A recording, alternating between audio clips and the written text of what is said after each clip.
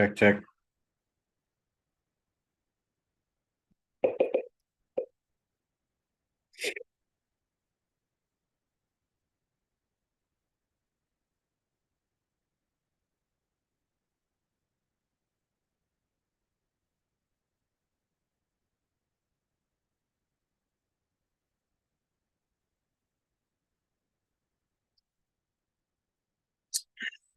Hey, what's up, everybody? It's cognitive fitness coach Chris Norris, and we are live on Instagram, and we're live down here on YouTube, and we're live on Facebook as well. Hey, so for Instagram folks, if you enjoy my content and you enjoy the things I put out and you enjoy seeing me every now and again, tell your friends because I just got a notification that I'm gonna lose the ability to go live here soon. Because I don't have enough followers, and that's okay. I mean, I, I, I don't even know what I have. I have like around 800, I think, and I need 1,000. I need at least 1,000 to go live. So if you want me to continue to go live, please tell your friends so that I can continue to go live. I just started doing it again. I'm kind of heartbroken. I just started doing it again. Now they told me I might not be able to do it anymore. But anywho, okay. So anyone that doesn't know me, my name is Chris Norris. I'm a cognitive fitness coach. I'm a veteran. I'm a social worker. I'm a meditation teacher, and I am a breathwork instructor, as well as being a father to two girls and a husband to a lovely girl from Thailand. Um, Today, I want to talk about something that's impacting every single one of us. I mean, you're most likely watching this on a smartphone. Um, so today I want to talk about something that impacts like everybody, everyone's nervous system, every family, every mind in 2025, and that's digital overwhelm. So now I'm not here to bash tech. I mean, I love tech. I use tech a lot.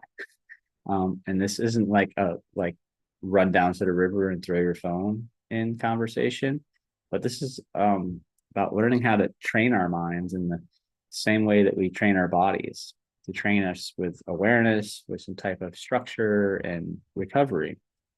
So, did you know I looked up this stat and that the average American checks their phone 205 times a day?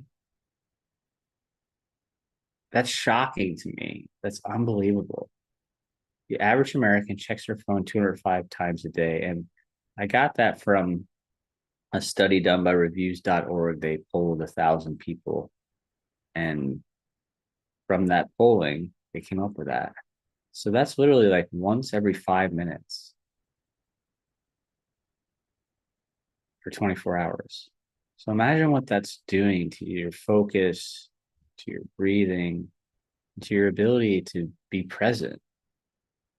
So why detox at all? Like why I mean, that's a shocking stat, right? But what is it really doing? So I looked up some more stuff. According to the Surgeon General in 2023, teens using social media for more than 3 hours a day are twice as likely to show signs of anxiety and depression. A 2025 PubMed study found that limiting phone use to 2 hours a day for just 3 weeks improved sleep quality, stress levels, and overall well being. The Center for Disease Control data shows that over 50% of American teenagers log 4+ hours of screen time daily, which is tied to sleep disruption, poor emotional regulation, and increased obesity risk. And it's not just about like the time that we spend on these devices, it's about the patterns and how they hijack our autonomic nervous system and begin to get our attention loops rewired. So let's talk about that loop. So if the loop looks like this, if you wake up, check your phone, if you then bring your phone into the bathroom, if you then check your phone, scroll while you eat, and then while you work, you're checking your phone. And then at bedtime, you're also bringing your phone. That's a lot of dopamine drip throughout your life. And these phones have become like pacifiers for us. So each check, each swipe, it's resetting our nervous system to chase that dopamine drip and to avoid any discomfort and to fragment, keeps us dysregulated. And the more that we outsource that dopamine, that small, powerful dopamine drips that are coming to us from our devices, the more we're unable to generate and find it within ourselves. And the less likely we are to earn that dopamine through effort. So let me just ask you, and you could ask yourself, what's the longest you've gone without checking your phone today?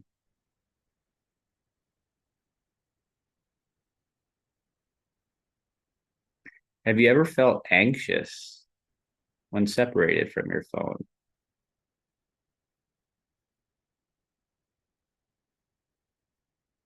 Have you ever felt anxious when the battery is running low on your phone?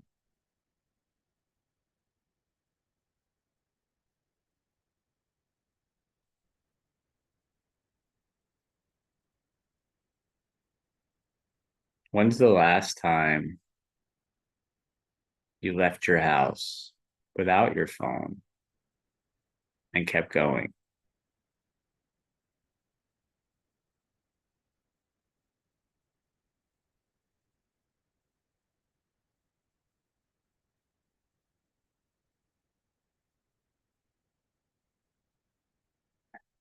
So let me give you some tips before I hop off this short live. So these are some habits that I've brought into my life that have really helped me with my relationship with digital technology, especially the smartphone. The first thing I've done is I create a home for my phone. So within my home, there's a home for my phone. And at night, that's where the phone goes. It goes to bed in its own little crib. It goes into this little box. And basically what that I'm designing my environment there to win. And I'm reducing the exposure to the cue to pick up this phone. So I place my phone in a little box. Maybe it's a little charging station, outside the bedroom for you, or maybe it's in a drawer. I use a physical alarm clock. I have an old school alarm clock, but I also I'm lucky that my watch, and I wear my watch to bed because I like to monitor my sleep. Um, see, I told you I like tech. Um, but yeah, my watch has an alarm that goes off for me as well. And this breaks that loop there.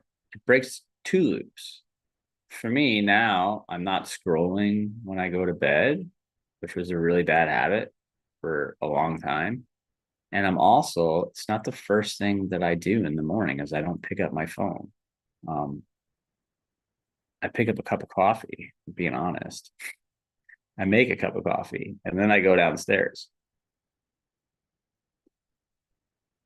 and I go outside and I expose myself to the morning sunlight and I water my plants. That's my morning routine. That's the first thing I do in the morning. Some other things you can do is you can add add friction to your device. So increase the effort it's going to take to reduce the unwanted behaviors. So Instagram, TikTok, all these really dopamine producing apps that really keep you hooked. Either just if you can just get rid of them completely, get rid of them completely off your phone. But if you find that you need them, like I need Instagram for business and such, so move it. Like maybe move it to the second or third screen on your phone, or move it into a folder. Just make it a little more difficult to get to. So increase the friction. Maybe log out of apps if you can log out after use. This is one of the ones I really like to do is I make it less rewarding, and that is I use gray screen on my phone. So and it's something I can turn on and off, right? But I take away all the colors and it just makes it so much less stimulating for me. So I don't I'm not as apt to pick it up. Um so that makes it less rewarding. So and I have a video where I've showed people how to do that on the iPhone. So I will post that up after this. Some other things you can do is anchor your phone. So anchor your phone to intentional routines. So like I said before, like I need my phone. I feel like I need my phone to conduct business. So I can time block it though. I can say, okay, being intentional about my tech. I can go, okay, after lunch, I'm going to use my phone, this time block. I've got 60 minutes to get on it, get what I need to get, and get out. For me, I don't know a lot of dudes can like relate to this for some reason or other, but it seems like it's dudes that it's kind of like going to the mall for me. I don't go to the mall and just wander around and shit and shop. Like I go to the mall because I need to go to a specific store. I'm getting a specific item and I'm getting the hell out. It's me. Like the mall is not my thing. Like I don't enjoy the mall. So before talking about how my phone goes to bed, it's perfect for me to be able to start my day without it. So cue removal and reward replacement is the behavioral change that's going on here. So if I have no phone for the first 30, 60 minutes, right? I can replace that with clear cues, right? So I wake up now, and rather than I wake up and I'm on my phone, I wake up, I use the facilities, then I make coffee, and then as my coffee's cooling, I go outside and I walk around barefoot on my nice lawn. I'm blessed to have this nice yard, and I water my plants. Like that's part of my morning routine. From there, usually I usually do breath work, I do some meditation, I do some journaling, I do some stuff to get ready for the day. So start your day without it. And the reward there of starting your day without it is going to be phenomenal. Or it's not going to take long for you to start feeling better and sleeping better and feeling less anxious and probably less depressed than in like just a couple of weeks. That was my experience, and I'm pretty sure it'll be the experience of you as well. So go to bed without it, wake up without it, are two of my first suggestions. My next suggestion is to create boundaries, is to eat without it, to use the bathroom without it. That's kind of gross anyway. But I know people do it. Oh, and I've done it as well. Sit in the bathroom for 45 minutes till your legs go numb, staring into the phone. It's kind of gross. Um, yeah. So I've created no phone zones like bedroom, bathroom, dining room. Those are the three places phones don't go. They don't belong there, right? And then the next thing I would encourage you to do is just do a weekly screen audit. So Sundays seem to be the best days for this. Sunday night, audit my I audit my week and prepare for the following week. So every Sunday, I review screen time stats. Become aware of my behavior, have some perhaps conscious redesigns. Maybe ask myself, what apps gave me energy this week? What apps drained me? What time of day you can on mine it shows like when I'm picking up the most and such, like what time of day, if I'm not time blocking, what time of day do I pick up the most? When am I leaking energy that I could use somewhere else? And maybe just choose a couple apps to delete. you know I don't know what your phone looks like, but I know my phone used to just be filled with apps, and I didn't even use them. They were just on there. So it's like, just like, I really like a minimalist design. And I like folders. I like organization of like, hey, here's all the stuff I use for marketing. Here's all the stuff I use for communication. Here's all the stuff I use for navigation. Here's the stuff I use for entertainment, so on and so forth. So maybe just try to give yourself some structure on your phone. And then I'd like to leave you with a challenge. So tonight, I would like you to put your phone somewhere, powered off, an hour before bed, and just sit. Just sit and experience that. And it may be uncomfortable, but sit with it. Just sit with it and feel it and allow your nervous system to recalibrate. Allow your system to begin the detox. Just sit with it. So that's about it. That's all I got to say. You know,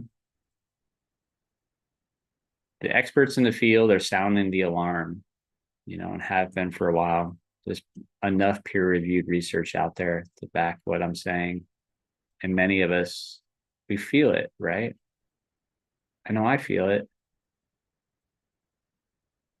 That we're overstimulated, we're over scrolling, and we're underconnected. We're overfed and we're undernourished. So hopefully this live is useful for your experience, and maybe it becomes the start of you taking your brain back, taking your life back. And I'll be going live again next week, unless they throttle me and say that I need more followers. That's okay. If they do, I'll be on YouTube until they throttle me there too. But okay, cool. So again, this is Chris Norris, cognitive fitness coach. And if anything I said resonated with you today and you would like to perhaps have a talk, I do free consultations. I'll drop the link in my stories, and there's also a link in my bio, and it's on my website. Please don't hesitate to click the link, see if a time and a date works for you, for 20, 30-minute conversation. And if there's no times or dates that work for you, then just reach out to me, let me know, and I can probably flex to something else that might work for you better. All right, cool. Peace. Be well, everybody.